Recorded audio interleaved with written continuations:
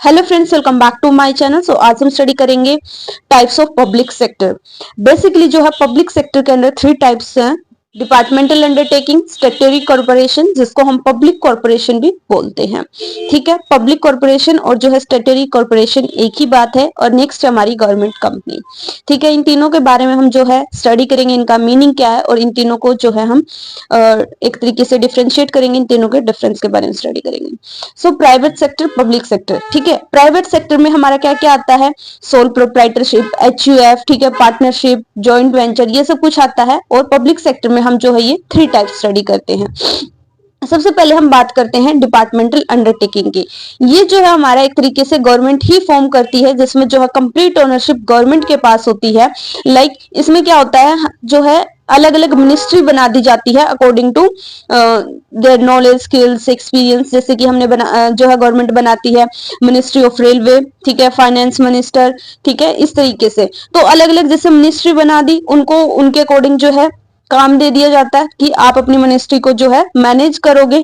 ठीक है, और पब्लिक कॉर्पोरेशन में क्या होता है, ये वो कंपनीज होती हैं जिनके लिए जो है पार्लियामेंट में स्पेशल एक्ट पास किया जाता है और ये मेनली जो है वो सोशल वेलफेयर के लिए ही बनाई जाती है। नेक्स्ट जो हमारा आता है गवर्नमेंट कंपनी। गवर्नमेंट कंपनी कौन सी होती है? वो कंपनी जिसका जो है 50% से ज्यादा शेयर जो है वो गवर्नमेंट का होता है। ठीक है, इसमें जो है प्राइवेट पर्सन भी इंक्लूड होंगे और जो है गवर्नमेंट भी इंक्लूड होगी। राइट। अब हम जो है इनको टेबुलर फॉर्म में स्टडी करेंगे वन बाय वन।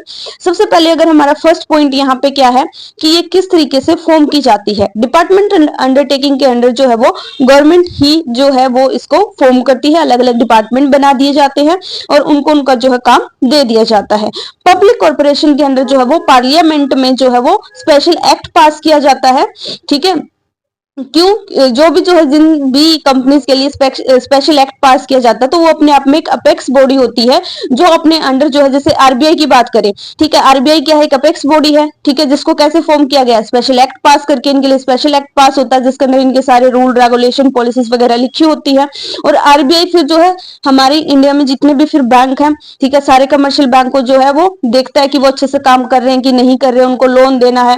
ठीक है, आरबीआई जो है वो गवर्नमेंट को भी असिस्ट करता है। ठीक है, तो ये वो अपेक्स बॉडी होती है जिनके लिए जो है वो स्पेशली एक्ट पास किया जाता है पार्लियामेंट में। इसके बाद बात करें अगर हम गवर्नमेंट कंपनी की, गवर्नमेंट कंपनी जो भी हमारा इंडियन कंपनीज एक्ट 2013 है या फिर इससे प्रीवियस कोई भी एक्ट है जिसके अंदर जो है वो कंपनी रजिस्टर्ड है।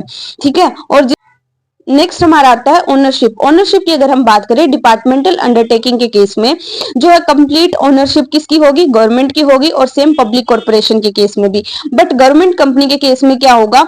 मिनिमम जो है वो गवर्नमेंट की ओनरशिप कितनी होगी? 51%, यानी 51% तो होगी होगी, इससे ज्यादा हो सकती है बट इससे कम नहीं होगी। नेक्स्ट हमारा क्या है? मैनेजमेंट। तो इसको कौन मैनेज करता है? तो जो भी रिलेटेड मिनिस्ट्री होगी, जैसे मिनिस्ट्री ऑफ रेलवे, ठीक है, मिनिस्ट्री ऑफ फाइनेंस, ठीक है, तो वो जो भी उस रिलेटेड मिनिस्ट्री होगी वही उस काम को जो है वो मैनेज करेगी। पब्लिक कॉर्पोरेशन के केस में जो है गवर्नमेंट क्या करती है?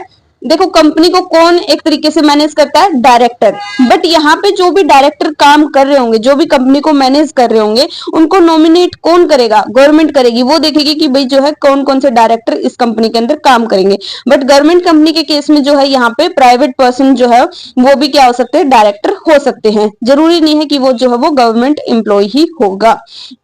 इसके बाद क्या है? फाइनेंसिंग की। पैसा कहां से आएगा? यहाँ पे इस जो भी है कंपनी को चलाने के लिए, सेक्टर को चलाने के लिए।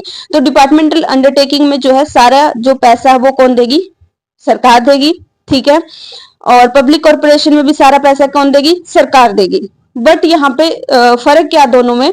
यहाँ पे डिपार्टमेंटल अंडरटेकिंग में जो है डिपार्टमेंट पब्लिक से पैसा जो है वो डिमांड नहीं कर सकता, पब्लिक से लोन नहीं ले सकता। बट पब्लिक कॉर्पोरेशन जो है वो एक तरीके से पब्लिक से लोन ले सकती है, पब्लिक से जो वो पैसा ले सकती है। ठीक है, बोरो कर सकती है। गवर्नमेंट कंपनी के केस में जो है गवर्नमेंट और जो है पब्लिक लोन दोनों मिलकर जो है वो फिर जो है ये फाइनेंस की जाती है। ठीक है, नेक्स्ट, जितने भी पर्सन यहाँ पे काम कर रहे होंगे तो उनको अपॉइंट कौन करेगा? तो यहाँ पे जितने भी इंप्लॉयज काम कर रहे होंगे सारे ही गवर्नमेंट इंप्लॉयज होंगे। ठीक है, पब्लिक कॉर्पोरेशन के केस में जो है अपॉइंटमेंट बाय देयर रूल्स। मतलब एक तरीके से क्या होगा कि जो भी एक तरीके से हमारी पब्लिक कॉर्पोरेशन है, जैसे LIC, RBI होगी, IDBI होगी, तो इनके खुद के रूल रेगुलेशन होंगे। ठीक है, जरूरी नहीं है कि वहां पे जितने भी एम्प्लॉइज काम कर रहे हैं वो गवर्नमेंट एम्प्लॉइज ही होंगे। In case of government company, यहाँ पे जो है कंपनी के खुद के रूल रेगुलेशन होंगे। ठीक है, यहाँ पे भी जो है सारे एम्प्लॉइज गवर्नमेंट एम्प्लॉइज नहीं होंगे। इसके बाद जो है separate legal entity. Separate legal entity मतलब इस डिपार्टमेंट की खुद की एक पहचान है या नहीं है, यानी वो खुद के नाम से जो है दूसरी पार्टी के साथ कॉन्ट्रैक्ट कर सकती है कि नहीं कर सकती। ठीक है, कोई भी प्रॉपर्टी अपने खुद के नाम से सेल परचेज कर सकती है कि नहीं कर सकती। तो in case of departmental undertaking यहाँ पे जो है कोई भी सेपरेट लीगल एंटिटी नहीं होती। ठीक है, बट अगर हम बात करें public corporation and government company की, इन दोनों की सेपरेट लीगल एंटिटी होती है। नेक्स्ट हमारा क्या है, एडमिनिस्ट्रेटिव ऑटोनॉमी। मतलब ये खुद एक तरीके से क्या कर सकते हैं, जो भी इंटरनल मैनेजमेंट है उसके रूल के रिगार्डिंग जो है ये खुद मैनेज उसको कर सकते हैं कि नहीं कर सकते। ठीक है, खुद के रूल रेगुलेशन बना सकते हैं कि नहीं, इनके पास कितनी अथॉरिटी है। ठीक है, तो in case of departmental undertaking यहाँ पे सब कुछ गवर्नमेंट के हिसाब से करना होता है, आप खुद के हिसाब से कुछ नहीं कर सकते। इसमें थोड़ी सी जो है छूट मिल जाती है, और गवर्नमेंट कंपनी में उससे थोड़ी सी और ज्यादा छूट मिल जा सकती है कि वो खुद अपने तरीके से चीजें मैनेज कर सकते हैं। उसके बाद नेक्स्ट पॉइंट है सुटेबिलिटी। अगर जो है कंपनी को, ठीक है, किसी भी फर्म को, किसी भी सेक्टर को, अगर ये है कि हमारी जो भी बात है, जो भी इंफॉर्मेशन है वो बाहर लीक नहीं होनी चाहिए, हमें जो है प्राइवेट पार्टिसिपेशन नहीं चाहिए, सब कुछ गवर्नमेंट ही मैनेज कर रही है, वही देख रही है, वहीं से फाइनेंस अरेंज किया जा रहा है। ठीक है, तो उस केस में तो हम डिपार्टमेंटल अंडरटेकिंग को फॉलो करेंगे। बट जहां पे हमने जो है पब्लिक के इंटरेस्ट को प्रायोरिटी देनी है, ठीक है, और बहुत ज्यादा कैपिटल की रिक्वायरमेंट है, वहां पे हम पब्लिक कॉर्पोरेशन को फॉलो करेंगे। और जहां पे जो है इकोनॉमिक एक्टिविटीज को हमें जो है वो इनकरेज करना है, उस केस में हम गवर्नमेंट कंपनी को ही फॉलो करेंगे। अब इनके एग्जाम्पल क्या क्या है, डिपार्टमेंटल अंडरटेकिंग के हो गए हमारे पास पोस्ट, टेलीग्राफ डिपार्टमेंट, ठीक है, इंडियन रेलवे, ये सब कुछ आ जाएगा।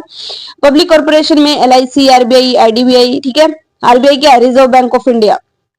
इसके बाद फिर क्या है, गवर्नमेंट कंपनी में हमारे पास HMT।